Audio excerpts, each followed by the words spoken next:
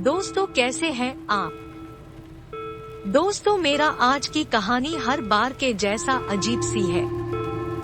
आशा करता हम आप सभी को आज की कहानी पसंद आएगा।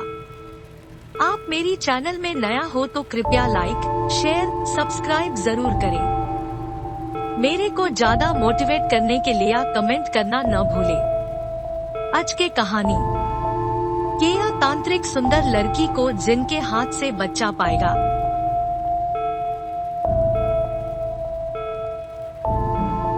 यूसुफ अली लगातार मंत्रों का जाप करने लगता है। यूसुफ अली बहुत ही हिम्मत से परिस्थिति का सामना करता है। साधना का पहला चरण पूरा होता है। बिलाल साधना का दूसरा चरण आरंभ करता है। जैसे ही साधना का दूसरा चरण आरंभ होता है, वैसे हालत है और ज्यादा भयानक हो जाते हैं। हर तरफ डर ही डर छा जाता है। दूसरे चरण की साधना बहुत लंबी थी। रात के 3 बज गए। यूसुफ अली ने अपना हौसला बनाए रखा था। यूसुफ अली मंत्रों का जाप करता ही रहता है। जैसे जैसे समय बीतता जा रहा था, यूसुफ अली को डरावनी आवाजों के साथ कुछ भयानक चेहरे दिखाई देने लगती है। उसके दिल में थोड़ी घबराहट आ जाती है, लेकिन फिर भी वह अपना संतुलन बनाए रखता है। सुबह के 6 बज जाते हैं।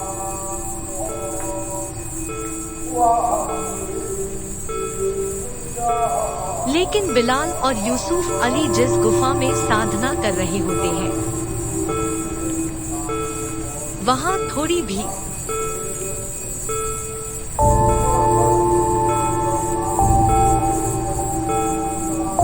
सूरज की रोशनी नहीं पहुंचती। उस गुफा में हर तरफ सिर्फ का अंधेरा ही अंधेरा छाया होता है। जैसे जैसे साधना आगे बढ़ती जा रही थी, वैसे हालत और भयानक होती जा रही थी। अब गुफा की दीवारों में भी हलचल होने लगी थी। यूसुफ अली को हर तरफ साए दिखाई देने लगते हैं।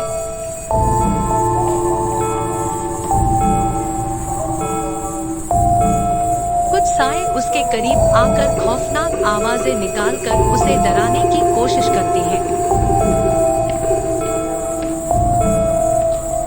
लेकिन यूसुफ अली बहुत ही हिम्मत से इन सब का सामना करता है।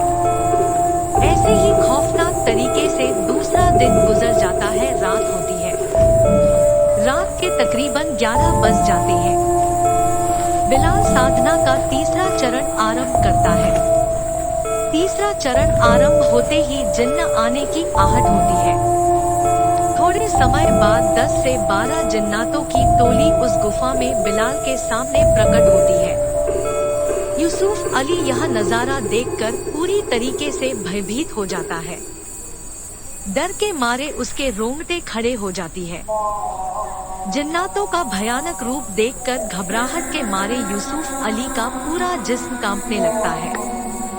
मंत्रों की पठन की गति भी धीमी हो जाती है। जिन्नात यूसुफ अली को भयानक रूप धारण करके डराने की बहुत कोशिश करते हैं। यूसुफ अली की भी अब हिम्मत जवाब देने लगती है। डर के मारे उसका बुरा हाल था, लेकिन वह धीमी धीमी ही सही लेकिन मंत्रों का जाप जारी रखता है।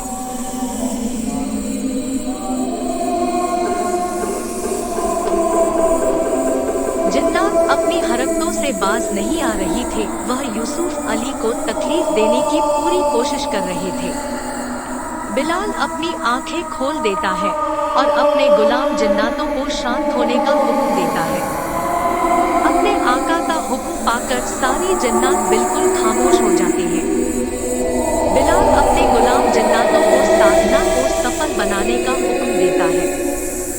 सारी जिन्नात साधना सफल करने में लग जाते हैं।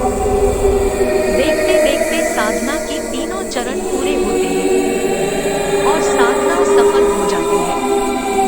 बिलाल यूसुफ अली से कहता है, हमारी साधना सफल हुई। अब हम उस भूतिया गांव में जाकर उस खूंखार शैतान के बारे में सब कुछ जान सकते हैं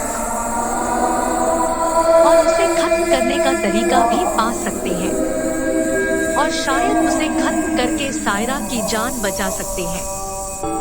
हमारे पास वक्त बहुत कम है।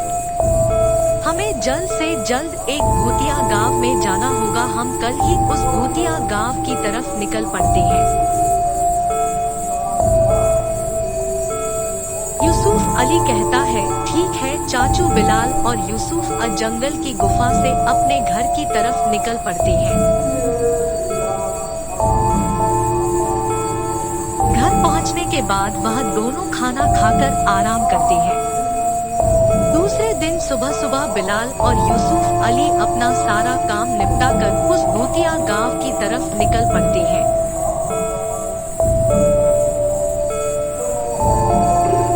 सफर बहुत लंबा था। 4 दिन बाद वह दोनों उस भूतिया गांव की करीब जा पहुंचे हैं। पास के गांव से वह दोनों इस भूतिया गांव के बारे में जानकारी इकट्ठा करने लगते हैं,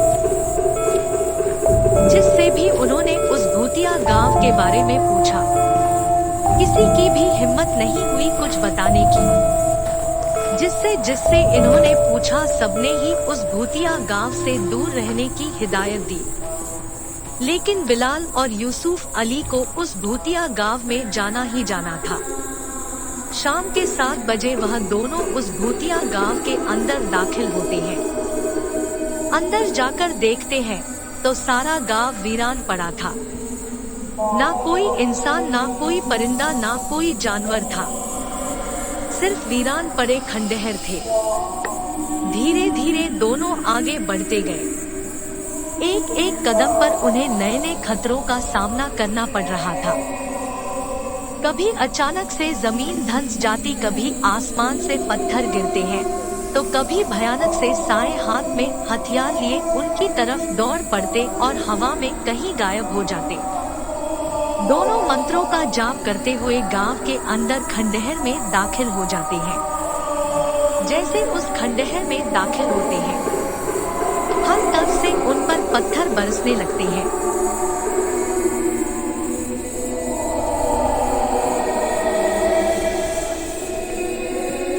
यूसुफ अली बहुत डर जाता है, लेकिन बिलाल इन सब चीजों में माहिर होता है।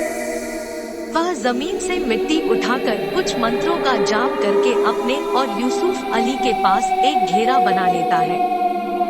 बिलाल यूसुफ अली से कहता है, यह घेरा हमारा सुरक्षा कवच। जब तक हम इसके अंदर हैं, तब तक कोई भी ताकत हमारा बाल भी बांका नहीं कर सकती। चाहे कुछ भी हो जाए, तुम इस घेरे के बाहर मत निकलना, वरना कुछ भी हो सकता है। बिलाल वहां बैठकर साधना करने लगता है।